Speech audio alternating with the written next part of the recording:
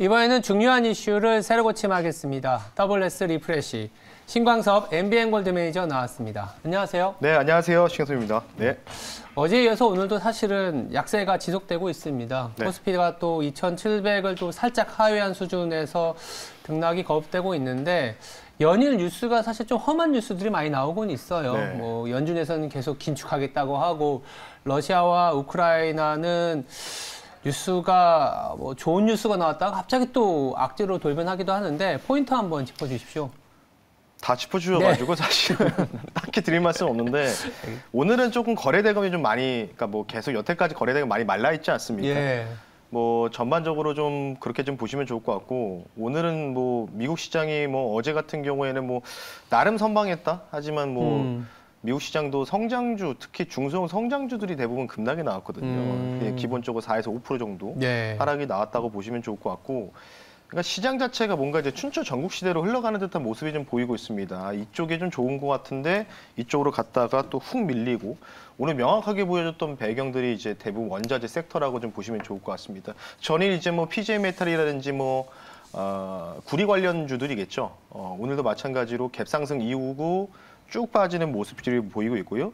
뭐 무림그룹주도 제가 많이 언급했던 이제 재지 쪽이었죠. 펄프 재지 쪽이었는데도 대부분 이제 아랫꼬리를 달고 훅 좀 밀리는 모습들 좀 보이고 있다. 그만큼 이제 시장에 대해서 뭔가 확실성이 없다, 확신이 들지 않는 이런 모습 때문에 단기 트레이딩만 접근하는 투자들이 많이 늘었습니다.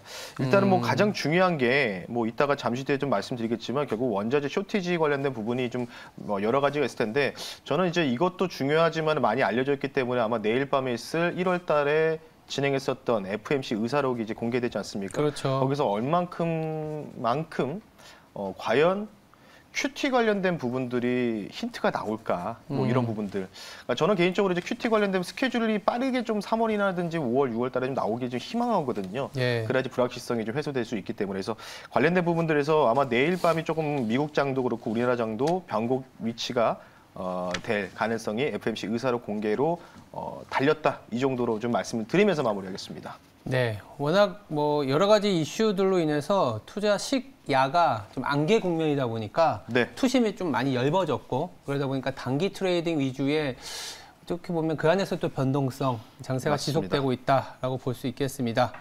그래도 이렇게 투자 식스팩을 통해서 이슈를 조금 더 밝혀주고 우승까지 이렇게 선사하는 강성원 아나운서 합류했습니다. 안녕하십니까. 안녕하세요. 네. 제가 커피 한 잔 사드리겠습니다. 네, 저 되게 기분이 좋아졌습니다. 커피 한잔요. 커피는 맥락지. 저희가 이렇게 일부러라도 조금 텐션을 올리는 이유는 네. 오늘 첫 번째 새로 고침이 이 동력이라는 게 좀 부재한 거 아닌가. 이렇게 동력이라는 부분들은 보통 이제 하락할 때도 하락 동력이라고 하지만 우리가 일반적으로는 이제 동력, 힘이 있다라는 거는 이제 시장이 올라갈 만한 힘이 있다, 모멘텀이 있다. 그렇죠. 이랬을 때 동력을 쓰지 않습니까? 그래서 오늘 같은 경우에는 첫 번째 새로 고침으로 왜 이렇게까지 시장이 흘러내리고 조금만 악재가 나와도 크게 반응을 하는지 이 동력 부재에 대한 얘기를 좀 나눠보도록 하겠습니다. 우리 증시가 다행이라고 하면은 미국 증시의 변동성이 굉장히 커졌을 때도 한 1% 내외의 하락. 또 안 좋게 보면 뭐 올라도 2,700 이런 시장으로 좀 갇혀 있는 것 같아요. 관망세가 지속되고 있는데 네. 어떻게 봐야 될까요? 근데 오늘 그거를 정확하게 보여준 종목이 하나가 있습니다. 어떤 건가요? 아까 식스패스 언급했던 KCC라는 종목이겠죠. 그러니까 이게 이제 주된 그 제품에 대해서 가장 필요한 게 이제 메타실리콘이지 않습니까? 그렇죠. 이게 이제 지난 분기 때부터 원자재 가격이 지금에서야 사실 좀 관련주들이 올라가면서 구리 가격도 사실은 올라간 지 꽤 됐거든요. 아시다시피 작년부터 많이 올라갔는데 근데 그에 대한 부분들이 이제 원자재를 수입해가지고 뭔가 중간재를 만드는 업체다 보니까 대부분 우리나라 종목들이 70% 정도가 대부분 그렇거든요. 그렇죠. 그러니까 오늘 KCC라는 종목이 그걸 보여준 거죠. 어찌 보면은. 그러니까 원자재 때문에 우리는 이만큼 쇼크를 받았다. 아마 이 스탠스가 유지되면은 우리는 좀 힘들 수도 있다. 그러니까 결국 그 뒤에 나왔던 얘기 때문에 지금 지수 자체가 그 종목 자체가 지금 20% 가까이 급락 나오고 있다. 이렇게 좀 해석을 할 수 있을 것 같습니다. 그러니까 문제는 결국은 지금 원자재, 그러니까 실적하고 원자재가 같이 동시에 좀 밀접한 연동 관계가 있을 수밖에 없다라고 좀 먼저 말씀을 좀 드리고 싶고요. 당연히 지금 사실은 너무 아마 시청자분도 많이 공감하시겠지만 뭐 지수 자체가 뭐 아직 뭐 제가 계속 말씀드린 반등장이다라고 말씀드렸지만 예. 뭐 미국도 지금 뭐 워낙 변동성이 크지 않습니까? 어느 나라는 갑자기 차트를 무너뜨렸다가 예. 어느 나라는 또 차트를 다시 또 뭔가 이제 다시 올라갈 듯한 모습을 만들어주고 뭐 그런 상황이 계속 반복이 되겠다는 거는 미국도 역시 실적에 대한 불확실성이 좀 있거든요. 물론 이제 이따가 좀 말씀드리겠지만 미국 같은 경우에는 아마 앵커님도 아실 거예요. 실적이 예상치 상회했던 종목들이 워낙 많이 나왔습니다. 미국이 맞습니다. 작년에. 그래서 조금은 이제 그런 것 때문에 미국은 그래도 많이 빠졌지만은 우리나라보다는 하락폭이 그나마 조금 제한적인 부분이 있는데 어쨌든 여러 가지 측면을 봤을 때는 결국은 키워드는 실적인데 실적에서 가장 많이 영향을 받을 수밖에 없는 게 바로 원자재다. 그러니까 원자재 관련된 워낙 안 좋은 뉴스들만 나오다 보니까 계속해서 투심 자체가 악화되고 있다. 이렇게 좀 말씀 한번 드려보겠습니다. 네. 이게 이제 실적 시즌을 이제 보다 보니까 저도 미국 같은 경우에 물론 안 좋게 나오는 기업들도 많아요. 맞습니다. 많은데 초대형주 그리고 오히려 성장주 쪽에 있는 기업들도 서프라이즈 나오는 기업들이 많았거든요. 의외로 막 그렇더라고요. 그리고 최근에 뭐 클라우드와 관련된 기업들도 상당한 뭐 네. 서프라이즈 보여주고 있고 리오프닝은 당장은 안 좋지만 그래도 개선되는 모습을 보여주면서 가이던스도 또 이렇게 향후의 실적에 대한 뭐랄까 뭐 이렇게 가이드라고 볼 수 있는 부분들도 그래도 약간 긍정적으로 나오고 있는데 한국 시장에 있는 기업들은 물론 이제 4분기가 갖고 있는 특수성이 좀 있습니다. 4분기 같은 경우에는 매해마다 우리나라의 어떤 대부분의 결산월이 12월에 맞춰져 있다 보니까 그리고 작년 같은 경우에 워낙 이익이 좋았기 때문에 좀 부러운 거, 그 실적 발표할 때마다 나오는 거 보면 인건비, 뭐죠? 성과급 지급 이런 걸로 인센티브, 인해서 맞아요. 일회용 맞아요. 비용 이러면서 나가긴 하는데 사실 그 부분도 뭐 이제 실적에 영향을 주는 거기 때문에 좀 그런 약간의 어떤 결이 다른 특징 때문이라도 한국 시장에서는 뭔가 종목이나 기업들이 실적 발표 이후에 굉장한 변동성을 보여주는 이런 특징이라고 할 수 있는데 앞으로도 지금 2월 중순이고 그리고 연간 실적은 3월 말까지 진행이 되거든요. 그쵸. 그래서 한 달 반 동안에 이렇게 변동성 그 안에서 좀 종목도 찾아봐야 될 것 같은 느낌도 드는데 네. 저는 근데 뭐 그런 생각도 드는 게 지금 뭐 관망세 지속이라고 밑에 자막도 다 떠 있는데 저는 지금 강제 관망세를 당하고 있거든요. 네, 갑자기 어떻게 보면은 다 똑같아요. 웃으신 건가요? 아니요, 네. 이게 약간 다 똑같습니다. 저도 그래요. 저도. 네, 저도 그렇습니다. 네, 하여튼 지금 강제 관망세를 당하고 네. 있습니다. 네. 그래서 이런 흐름, 근데 3월 일정까지 봤었을 때 뭔가 계속 이대로 유지가 될 것 같은데 이 부분에 네. 관해서 앵커님 생각은 어떠신지 궁금합니다. 이게 사실 참 시장을 전망하는 자리에 앉아 있기도 하지만 사실 시장 전망이 굉장히 어렵다라는 것도 몸소 체험을 하고 있기 때문에 네. 감히 시장을 전망하기는 어려운 것 같아요. 근데 저는 그냥 지금 수준의 원달러 환율도 여러 번 말씀드리지만 원달러 환율이 1,200원까지 내려온 우리나라의 펀더멘탈이게 되면 그때의 주가 지수는 어느 정도 하방은 좀 많이 닫혀 있다. 물론 상방도 닫혀 있긴 하지만 또 그렇다고 해서 여기서 또 뭐 엄청난 위기가 와서 크게 네. 무너지는 또 장은 아니다라는 얘기를 드리고 있기 때문에 철저히 도망가는 발언일 수 있지만 종목을 봐야 된다. 오. 이를테면 KCC를 디스하는 건 아니지만 어제 나왔던 실적 발표 기업 중에 리노공업이라는 기업도 있어요. 리노공업. 네. 우리 저희가 오늘 뭐 리노공업. 예, 그러니까 이게 뭐 추천이라기보다는 이런 종목의 스타일을 앞으로 한 달 반 동안 종목 발표, 실적 발표가 있을 때 챙겨보자라는 의미에서 말씀드리면 뭐 저희가 이제 보고서도 나왔는데 네. 서프라이즈가 나왔어요. 리노공업이 잘 아시겠지만 반도체 관련된 네. 중소형주도 아니죠. 이제 거의 대형주에 가까운 시총인데 영업이익률이 무려 40%가 넘게 나오다 보니까 이 영업이익률을 좀 더 내리는 작업을 함에도 불구하고 영업이익률이 잘 나왔고 무려 DPS 즉 주당 배당금이 지난해 1,500원에서 2,500원까지 올렸습니다. 1,000원을 올린 거거든요. 네. 그래서 실적 발표했을 때 이게 이 기업이 배당을 늘렸는지 그리고 그 배당을 늘린 게 한 3년이나 4년 이상 더 늘린 상황이었는지를 봐야 될 것 같고 더불어서 영업이익률이 그래도 두 자릿수대로 좀 잘 유지되고 있는 기업들. 사실 이게 어떻게 보면 평이한 지표거든요. 네. 평이한 지표인데 오늘 하루만 보더라도 KCC와 리노공업은 상당히 다른 모습을 보여주잖아요. KCC는 밸류에이션이 싼데 리노공업은 PER이 30배나 됩니다. 지금은 밸류에이션이 비싸고 싸고가 아니라 이익에 대한 어떤 신뢰도를 줄 수 있느냐 거기다가 주주 환원의 어떤 가치를 더 부각시킬 수 있는 기업이냐 이게 중요하지 않겠냐 네. 싶어서 오늘 저는 약간 리노공업과 오. 같은 기업을 찾아보는 게 네. 지금 단계에서는 굉장히 중요하다라는 얘기를 좀 드리고 싶습니다. 저를 보고 뭔가 좀 비웃으셨지만 방금 도움이 되는 말씀을 해주셔서 제가 한번 참도록 하겠습니다. 알겠습니다. 지광석 매니저는 뭐 지금 사실 시장이 뭔가 조용한 것 같은데 이런 시점에서 뭔가 저는 다음 달에 있을 이 정책, 이 대선이 가장 큰 이벤트가 되지 않을까 싶은데 이 이벤트와 연관돼서 또 시광석 매니저가 따로 보고 있는 유망주는 뭐가 있을까요? 저는 오히려 지금 원자재 관련주의 투기성 자금들이 계속 몰리는 듯한 모습이 좀 보이고 있어서 조금 염려가 되는 바가 있습니다. 예. 작년 5월, 6월 달도 그랬었죠. 아직 뭐 그 종목들이 고점을 이전에 5월, 6월 달에 고점을 돌파하는 모습은 나오지는 않았습니다. 일단 어느 정도 리바운딩이 절반 정도 나오는 것 같은데 이쪽을 조금 더 조심하셔야 된다고 좀 말씀 먼저 드리겠고요. 우크라이나 이슈가 만약에 뭐 이대로 그냥 전쟁이 안 일어나고 조기적으로 평화적으로 뭔가 해결될 의지가 보인다라고 하면은 관련된 부분들에 대해서 유가부터 시작된 부분들이 어느 정도 상승폭을 좀 빠르게 반납할 수 있는 가능성이 있어서 먼저 말씀을 드리니까요. 그래서 그런 부분들을 좀 보시면 좋을 것 같고 사실 뭐 기후변화 관련된 부분들을 좀 추가적으로 말씀드리는 라니냐 관련된 부분들을 계속해서 많이 말씀을 드렸었고 작년 이 자리에서도 계속 말씀 많이 드렸는데 지금 이제 뭐 오늘이 보니까 뭐 정월 대보름인가요? 뭐 이렇게 지난다고 하더라고요. 지금 입춘 지나고 나서. 어제. 예, 어제였죠. 그래서 라면 먹었습니다. 그래서. 아 그래요? 네. 어쨌든 뭐 이 대보름이 좀 지난 상황에서는 이제 반짝 추위가 우리나라에 좀 다가오고 날씨가 점진적으로 풀린다고 하는데 그러면은 우리나라뿐만 아니라 북반구 온대 지역에서 가장 많은 비중을 차지하고 있는 산업이 바로 건설 쪽이라고 좀 보시면 좋을 것 같습니다. 네. 그러니까 건설이라고 하면은 집이나 뭐 아파트나 뭐 건물 짓는 것보다는 뭐 공장이라든 여러 가지 인프라 조성이 있겠죠. 이 건설 관련된 부분들이 비수기가 종료되는 시즌이 바로 정월 대보름 이 기준점이다 이렇게 좀 보시면 좋을 것 같기 때문에 이런 부분들이 어느 정도 조기적으로 진행되는 부분이 바로 해운 쪽에서 지금 계속 좀 나타나고 있지 않습니까? 미국에서도 지금 해운 관련된 종목들이 신고가 행진. 어제도 보니까 사실 나스닥에 편입되어 있는 종목들이 대부분 해운주들이 많거든요. 그런 종목들이 물론 나스닥에 좀 빠지긴 했지만은 그냥 또 고점역에서 아랫꼬리를 길게 달고 또 올라왔어요, 보합으로. 그러니까 그런 거 보면은 조금 심상치 않은 분위기. 그리고 오늘도 마찬가지로 HM이라든지 우리나라 종목들도 좀 올라가지 않습니까? 대부분 이제 장기 이동평균 300 이동평균선을 한번 터치하고 이제 넘어서는 종목들이 좀 있었거든요.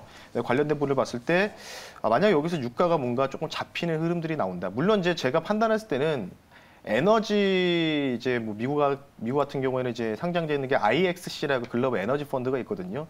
그게 어느 정도 단기적으로 너무 초과열권에 진입을 했어요. 그래서 전반적으로 이제 에너지와 뿐만 아니라 원자재 관련된 주들이 어느 정도 이제 기술적으로 이격 조정이 좀 필요하다고 보고 있거든요. 이 뭔가 시킬 수 있는 장기적으로는 뭐 추세 상승이 나올 수 있다고 보긴 하지만 이격 조정이 좀 상당히 필요하기 때문에 섣불리 지금은 원자재 관련주들을 트레이딩하는 관점은 조금 피하시는 게 현명하지 않을까 이렇게 좀 생각을 들어서 유망주보다는 저는 오히려 조심해야 될 섹터를 오히려 원자재 관련주들을 단기 트레이딩만 접근하시고 저라면은 지금부터는 안 한다 이렇게 말씀 한번 드려보겠습니다. 알겠습니다. 결국에는 좀 종목의 어떤 그 대상을 좀 좁히고 네. 그리고 너무 투심이 좀 많이 쏠려 있는 쪽 지금 핫한 거는 오히려 대려 조금 피하자 네. 쪽으로 좀 말씀을 주신 것 같습니다. 첫 번째 새로 고침은 이제 시장 전체적으로 동력이 부재하다 보니까 좀 피해야 될 종목과 그래도 그 안에서 선택할 수 있는 종목을 조금은 예시를 드리면서 말씀을 드려봤습니다. 두 번째 새로 고침으로 넘어가 보겠습니다. 이게 좀 타이밍이라고 할 수 있는 부분인데 어쨌거나 저쨌거나 미국 같은 경우에도 아까 해운주도 말씀해 주셨지만 결국 리오프닝과 관련된 아이디어에서 촉발했지 그렇죠. 않습니까? 국내에도 내부적으로 모멘텀이라고 할 수 있는 동력이 살아나려면 리오프닝이 좀 더 본격화돼야 되지 않겠냐는 생각이 들고 있어요. 어제인가요? 그 김부겸 이제 총리도 나와서 얘기하는 게 좀 강력하게 이제 완화를 할 수 있다. 이 정도의 좀 저는 뉘앙스를 받았는데 지금 시행되고 있는 거리두기가 사실 20일까지지 않습니까? 네. 그럼 빠르면 다음 주부터는 오히려 뭐 거리두기가 완화되고 뭐 방역 패스까지도 조금은 뭐 어떻게 보면 좀 철폐될 가능성이 높아지는데 리오프닝에 대한 얘기를 안 할 수가 없는 것 같아요. 매수 타이밍도 좀 그렇고 지금이라도 늦지 않았는지 저번에도 한번 말씀하셨지만 좀 눌렸을 때 사야 조금은 다시 오지 않을 기회를 잡을 수 있다는 얘기는 하셨잖아요. 지금도 타이밍적으로는 어떨까요? 지금 같은 경우는 리오프닝이 여러 가지 섹터가 좀 있지만은 단기적으로는 가능할 것 같습니다. 왜냐하면 이제 정책적인 변화가 좀 있었죠. 그렇죠. 그러니까 오늘도 방금 이제 방송 들어오기 이제 속보가 하나가 좀 보도가 네. 됐는데 네. 원래 이제 내일 이제 김부겸 국무총리가 지금 이제 중대재해본부장을 역할을 좀 하고 있지 않습니까? 네. 수장을 맡고 있기 때문에 내일 이제 세종청사에서 아침에 중대본 회의에서 아마 여기에서는 별다른 이슈가 좀 나올 것 같지는 않습니다. 근데 중요한 거는 이제 18일인데 아까 말씀드렸던 20일 날에 거리두기 관련된 부분들이 종결되고 그 부분들이 연장될지 아닐지를 이제 본다고 했는데 네. 일단 18일 날 금요일 날 아침 8시 30분에 회의를 해서 오후 2시 정도의 결과가 나올 것 같아요. 거리두기 조정안을 18일 날 발표하겠다라고. 18일 날. 예. 그러니까 여기서 지금 이제 얘기 나오는 게 바로 여러분 아시다시피 반역 팩스에서 추적 관리 시스템이죠. 바로 QR 코드 관련된 부분들을 점진적으로 폐지한다 이런 검토안도 있고 여러 가지 다양한 의견들이 좀 나오고 있기 때문에 사실 이제 QR 코드 관련된 이 추적 동선 추적 시스템이 이제는 뭔가 이제 대부분 아시다시피 아마 확진을 되신 분들이라든지 확진자 접촉하신 분들은 아시다시피 정말 보건소라든지 공무원들이 전화를 많이 돌리거든요. 추적하기 위해서. 안 걸리는 데도 있으니까. 근데 이게 이제 인력에 대한 과부하가 걸린 거죠. 그러니까 무용지물이 된 것 같아요. 너무 많으니까. 맞습니다. 네. 그러니까 하루에 5만 명이 넘어버린 상황이기 때문에. 역학조사가 안 된다고 하더라고요. 그렇죠. 이제는. 굉장히 힘들기 때문에 이에 대한 부분들을 이제는 반역 팩스 관련된 부분들을 점진적으로 폐지할 수 있는 이 조정안이 나올 가능성이 상당히 농후하고요. 아마 거리두기가 완화되지만 조금 이제 서프라이즈한 뭔가 그런 방역 패스 관련된 부분들 좀 나오지 않을까 이렇게 생각하고 있기 때문에 네. 원래 저는 이제 계획이 지난번에 이제 그 건국대학교 교수의 그 연구 모델이겠죠. 네. 23일 기준으로 거의 한 28만 명이라고 찍혀 있었지 않았습니까? 맞아요. 지금은. 네. 그러니까 지금 거의 딱 최고 수치 일주일 정도 나온다고. 남은 네. 상황인데 그게 이제 최대 정점 구간이라고 일단은 지금 알고는 있는데 물론 네. 이제 또 조절이 되겠죠. 중간에 그렇죠. 확진자 여부에 따라서. 근데 저는 오히려 그때가 이제 리오프닝이 이제 단기적인 조정을 마무리하고 U자형을 올라갈 수 있는 척도가 될 수 있다고 보고 있었는데 네. 지금 이제 보면은 원래 기계획 자체가 이 반협에서 철폐라든지 이런 부분들이 사실은 언급이 안 됐었던 부분이었거든요. 그래서 오늘 이제 속보가 좀 나오면서 정책에 조금은 다변화되고 있는 과정이 있기 때문에 지금부터라도 조금 뭔가 우리가 그러니까 이런 거라고 좀 보시면 좋을 것 같아요. 그러니까 예를 들어서 내가 종목을 내가 대한항공이라든지 뭔가 이제 뭐 여행사들 네. 이런 종목 들어갈 때 뭐 사실 바닥이 어딘지를 예측할 수는 없죠. 그렇죠. 뭐 언제가 될지 모르니까. 그러니까 맞아요. 이럴 때는 어떻게 되냐면 네. 뭔가 이제 비중을 예를 들어서 뭐 내가 한 1,000만 원 정도를 뭔가 매수를 한다고 치시면 한 300, 300을 이렇게 3분의 1씩을 조금 나눠서 그러니까 오늘이나 내일 정도의 3분의 1, 그리고 금요일 정도의 3분의 1 이런 식으로 좀 뭔가 진행하시는 게 좋지 않을까 이렇게 좀 생각을 하고 있기 때문에 저가 매수의 기회는 분명하고 아마 28일 전으로 단기적인 급등세가 한번 나올 가능성이 있다고 좀 보고 있습니다. 단기적으로. 하지만 이 단기 상승 이후에 만약에 뭐 차주에 뭔가 23일 전으로 최대 확진자가 정말로 그 데이터 모델상으로 나타난다. 실제로 좀 밀접하게 연동이 된다라고 하면은 당연히 그때가 좀 주가가 좀 많이 떨어지겠죠. 그렇죠. 10만 명 넘어갈 때 많이 떨어질 겁니다. 아마 5만 명과 10만 명의 차이는 급격하게 그렇죠, 차이가 그렇죠. 나기 때문에요. 네. 그래서 그 관련된 부분이 나오면은 그때가 마지막으로 매수할 수 있는 기회다. 이렇게 좀 정리를 다시 한번 해드리겠습니다. 리오프닝과 관련된 이슈들 그리고 정부의 의지 그리고 시장에서의 요구들이 조금 더 부각되다 보니까 네. 매수 타이밍은 지금도 괜찮다. 또 경우에 따라서는 지금보다 어쩌면 또 눌림목이라고 할 수 있는 부분들이 발생할 수 있는 여진이 있다. 아까 말씀하신 것처럼 네. 뭐 10만 명 이상 확진자가 늘어날 가능성이 뭐 항상 있기 때문에 뭐 갑자기 나타나면 훅 밀리겠죠. 지금 네. 5만 명 중반을 넘어서고 있는 상황이기 때문에 단기간에 또 10만 명을 급하게 올라갈 수 있는 상황은 있지만 그래도 그때가 어쩌면 그 코로나와 관련된 어떤 마지막 고비이지 않을까라는 그러니까 위드 코로나겠죠. 그렇게 좀 말씀을 주신 것 같고요. 그렇다면 지금 어떻게 보면 이제 저희가 이제 기회를 찾아가는 그런 구간이라고 할 수 있는데 리오프닝 관련주들을 찾는 분위기가 여의도도 마찬가지로 이제 포트폴리오 매니저분들도 이제 조금 그래도 악재 속에서 호재가 발견될 수 있는 섹터는 굉장히 포괄적으로 보면 리오프닝이라는 얘기를 할 수밖에 없는 상황이거든요. 리오프닝 안에도 업종들이 굉장히 다양하니까. 그러면 그 안에서 어떤 종목을 찾아야 될지에 대한 움직임들이 굉장히 분주한데 네. 어떻게 찾아내야 될까요? 그래서 주변에 저도 이제 선배분들이 이제 현재 운영하시는 분들 예. 물어보면은 담을까 말까 굉장히 고민을 많이 하시더라고요. 근데 그 고민하는 이유가 실적.